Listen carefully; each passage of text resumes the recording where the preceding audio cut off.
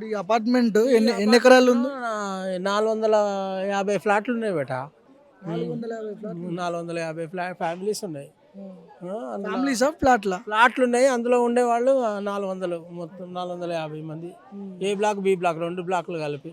Okay. ఇక దాన్ని మరి ఈ రేవంత్ రెడ్డి ఈ రకంగా చేయడము మరి వీళ్ళ మరి అది కూడా ఆ ఫ్యామిలీస్ కూడా ఎట్లా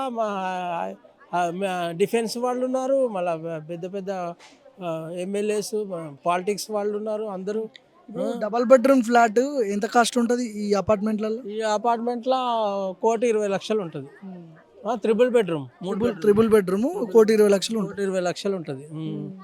ఇక మరి దాన్ని ఈ రేవంత్ రెడ్డి ఈ రకంగా మమ్మల్ని ఇది చేస్తే మరి మాకు అయినా అది ఏంది అసలు? మహాత్మా గాంధీ విగ్రహం పెడతాను, అపార్ట్మెంట్లు కూలగొట్టి మహాత్మా గాంధీ విగ్రహం పెడతాము అంటే సంవత్సరానికి ఒకసారి మహాత్మా గాంధీ జయంతి రోజు వచ్చి పూలమాల వేయడానికి ఇన్ని ఫ్యామిలీస్ని రోడ్డు ఎక్కేయడం అంటే అది ఎంత ఎంత ఎసంటి నిర్ణయం తీసుకున్నాడు ఆయన?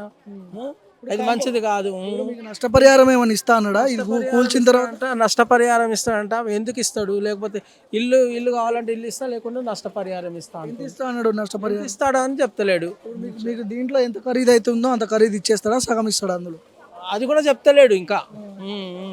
ఇస్తాము అని అంటుండ్రు, మరి ఎంత ఇస్తాడో కూడా తెలియదు.